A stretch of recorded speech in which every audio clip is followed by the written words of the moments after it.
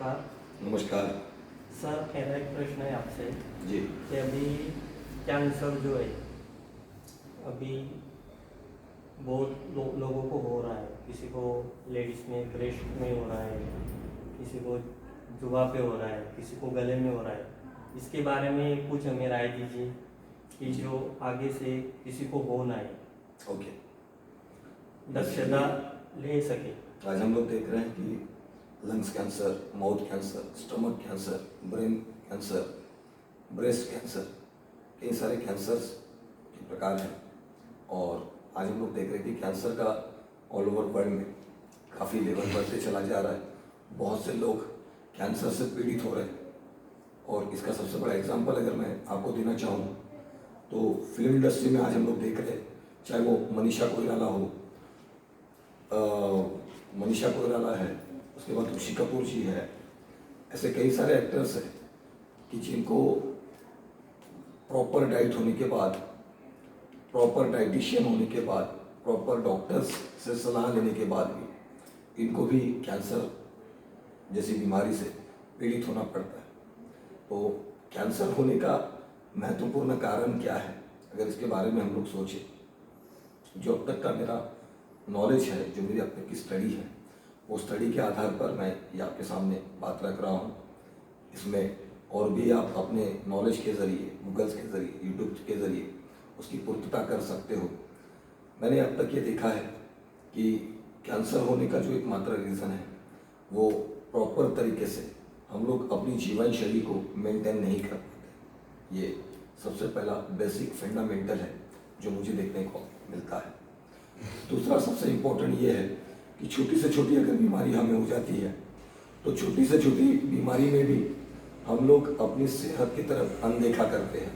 छोटी से छोटी जख्म अगर हो जाती है तो उसकी तरफ हम लोग अनदेखा करते हैं और वो एक नासूर के रूप में जन्म लेता है। और नासूर के रूप में जन्म लेने के बाद में वहाँ की जो बैड बैक्टीरियाज होती है, वहाँ पर आपकी कैंसर का जो लेवल है वो बढ़ना शुरू होता है। और इस तरीके से आपको ब्रेस्ट में कैंसर होना, ब्रेस्ट में कैंसर होने के कई सारे रीजंस हैं। एक तो सेक्स के दरमियान वहाँ पर जो प्रेशर दिया जाता है, या बच्चा दूध पीते वक्त जिस तरीके से वहाँ प्रेशर देता है, या रेगुलर रूटीन्स में कुछ अनदेखा हो जाता है। और ऐसी सिचुएशन में वहाँ पर कुछ क्लॉट्स बनती है और कुछ क्लॉट्स बनने के बाद में ब्लड क्लॉट हो सकती है, चर्बी की गठानी हो सकती है। ऐसी सिचुएशन में बॉडी में अगर आपके कहीं पर भी ब्लड क्लॉट्स का बनना शुरू होता है तो वहाँ पर टॉक्सिन्स जो है वो बड़े पैमाने पर उस प्रॉब्लम को कैच करते हैं और वहाँ पर वो इशू को बढ़ाने का कार्य करते हैं। और ये सिचुएशन में आपको कैंसर का लेवल बढ़ा हुआ देखने को मिलता है। खून की खराबी की वजह से, प्रॉपर तरीके से अपने डाइट को फॉलो ना करने की वजह से, प्रॉपर तरीके से अपनी दिनचर्या को सही तरीके से ना करने की वजह से, और सबसे इम्पोर्टेंट बात अगर हम लोग देखें तो मेंटल स्ट्रेस का लेवल इतना हम लोग हाई कर देते हैं कि मेंटल स्ट्रेस की वजह से भी वेरिकोज वेन्स और कैंसर ये जन्म लेता है। हम लोग तेरी साड़ी मेरे साड़ी से सफ़ेद कैसे, लोग क्या कहेंगे, ऐसे फालतू की चीज़ों में अपने आप को ज़्यादा इन्वॉल्व रखते हैं और डे टू डे एक दूसरे से अपने आप को बेहतर बनाने के लिए कई सारी कॉस्मेटिक्स का इस्तेमाल करते हैं। कई सारे अगर हम लोग लंच के लिए जाते हैं किसी होटल में, डिनर के लिए जाते हैं किसी होटल में, तो कई सारे कोल्ड ड्रिंक्स का इस्तेमाल हम लोग सेवन में लेते हैं। कई सारे उल्टी चीज़ें खान पान का सेवन हम लोग करते हैं। और ऐसी सिचुएशन में कई सारी बीमारी हमारे पेट में जन्म लेती है। इन सारी बीमारियों के ज़रिए कैंसर का लेवल हमारी बॉडी में पनपना शुरू कर देता है। और वो सिचुएशन में आपको लंग्स कैंसर होना, माउथ कैंसर होना, ब्रेस्ट कैंसर होना।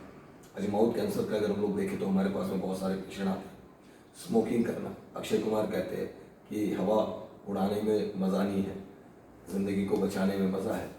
तो लोग टोबैको का इस्तेमाल करते हैं, स्मोकिंग का इस्तेमाल करते हैं। अफीम, चरस, गांजा आज हम लोग देखते हैं कि फिल्म इंडस्ट्री में सबसे ज़्यादा यूज़ किया जाता है। तो ऐसे कुछ चीज़ें हैं। जो बंद पैकेट्स वाले हम लोग अपने घर पे खान पान के प्रोडक्ट्स लेके आते हैं, जिसको प्रिजर्वेटिव करके हम तक पहुंचाया जाता है। वो प्रिजर्वेटिव का तरीका कितना सही है, कितना गलत है, उसका प्रमाण कितना उन्होंने यूज़ किया हुआ है। उसके बाद हमारे घर तक पहुंचने वाला हर वेजिटेबल हो या मिठाई हो या मिल्क हो, ये किस तरीके से हमारे घर तक पहुंच रहा है, इसका हमें कोई अंदाज़ा नहीं होता है, कोई अनुमान नहीं होता है। तो ऐसे बहुत से रीज़न्स हैं जिसके वजह से हमारी बॉडी में कैंसर ये जन्म लेता है। उसका कोई एक पर्टिकुलर मैं रीज़न नहीं बोल सकता हूँ, कई सारे रीज़न्स हैं उसके पीछे जिसके ज़रिए आपको कैंसर ये होता है।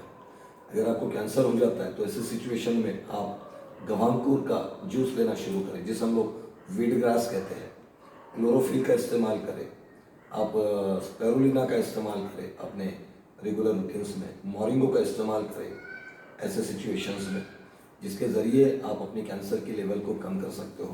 प्रॉपर तरीके से डाइट आप लेना शुरू करें। अगर आप हैवी ड्रिंकर्स होंगे, नॉनवेज के ऊपर बहुत ज़्यादा फोकस करते होंगे, बैड कोलेस्ट्रॉल अगर आपकी बॉडी में पनपता होगा या बॉडी में बहुत ज़्यादा टॉक्सिन्स आपके बन रहे होंगे, तो ऐसी सिचुएशन में पंचकर्मा करना, नेचुरोपैथी पंचकर्मा करना या पंचकर्मा आयुर्वेदिक पंचकर्मा करना ये ज़रूरी होता है। लंघन क्रिया में आपको लेके जाना, अपने आप को लेके जाना। तो डिटॉक्सिफिकेशन ये सबसे इम्पोर्टेंट पार्ट होता है, क्योंकि जब तक टॉक्सिन्स बॉडी से रिमूव नहीं होंगे तब तक आपकी बॉडी प्रॉपर तरीके से रिस्पॉन्स देना शुरू नहीं करेगी। इसलिए कोई भी बीमारी को ख़त्म अगर आप करना चाहते हो तो उसके लिए अपने बॉडी का टाइम टू टाइम डिटॉक्सिफिकेशन करना ये बहुत ज़रूरी है। प्रॉपर डाइट का लेना ज़रूरी है। खाने से पहले सलाद का इस्तेमाल अपने खाने में करना। खाने में जितना वेजिटेरियन फूड्स का आप इस्तेमाल करोगे, जितने आप फ्रूट्स का इस्तेमाल करोगे, ब्रेकफास्ट में जितना लाइट ब्रेकफास्ट अगर आप लोगे, वो उतना आपके सेहत के लिए, आपकी बॉडी के लिए, वेट मैनेजमेंट के लिए और कैंसर जैसी बीमारी से अपने आप को बचाने के लिए बहुत फ़ायदेमंद होगा। अपने बहुत से लोगों को हमेशा मैं कहता हूँ कि अगर आपका फेस सूख रहा है, होठ सूख रहा है, बॉडी अगर ड्राई होती जा रही है, तो अपने पानी का लेवल को बढ़ाएं। पानी के लेवल को बढ़ाना बॉडी के लिए ज़रूरी होता है। बहुत से लोग जब कैंसर हो जाता है, कैंसर होने के बाद में गोमूत्र का इस्तेमाल करना शुरू करते हैं, स्वयंभू क्रिया का इस्तेमाल शुरू करते हैं। तो ऐसी क्रियाओं से भी हम अपने आप को बचा सकते हैं और अपने आप को कैंसर जैसी बीमारी से बाहर निकाल सकते हैं। आज वीरेंद्र सिंह हमारे सामने एक बड़ा एग्जाम्पल है, जो मौत के मुंह से कैंसर की बीमारी होने के बाद भी उन्होंने फाइट की, एक पॉजिटिव एटीट्यूड के साथ में उन्होंने अपने आप को रिप्रेजेंट किया। मनीषा कोइराला जी है जो कैंसर जैसी बीमारी से अपने आप को बचा कर लेके आई। ऐसे बहुत से एग्जाम्पल है मेरे पास में देने के लिए, क्योंकि कैंसर जब हो जाता है तो इंसान पहले तो अपनी सोच से अपने आप को ख़त्म कर देता है कि मुझे कैंसर हो गया, अब मुझे कोई बचा नहीं सकता है। ये कोई राजेश खन्ना की आनंद फिल्म नहीं है कि जिसमें इतने सारे प्रॉब्लम्स होने के बाद में उस समय उतने सारे प्रॉब्लम्स के ऊपर सॉल्यूशंस नहीं थे। पर आज साइंस टेक्नोलॉजी बहुत आगे जा रही है और टेक्नोलॉजी के साथ में हमें भी अपने माइंड को, अपने माइंडसेट को अपडेट करना ज़रूरी है, क्योंकि मुझे लगता है कि कैंसर ही कोई बहुत बड़ी बीमारी नहीं है। आसानी से आप अपने आप को इससे बाहर निकाल सकते हो। बस कितने लोग कैंसर से अपने आप को बचा पाए हैं उनके बारे में सोचो, क्योंकि हम लोग जो बीमारी में हम लोग जीते हैं वो बीमारी में कितने लोग मर गए उसके बारे में ज़्यादा सोचते हैं। चाहे आपको पैरालिसिस हो जाए तो पैरालिसिस का प्रॉब्लम से कितने लोग जूझ रहे हैं, हम लोग ये नहीं सोचते कि पैरालिसिस से कितने लोग ठीक हुए।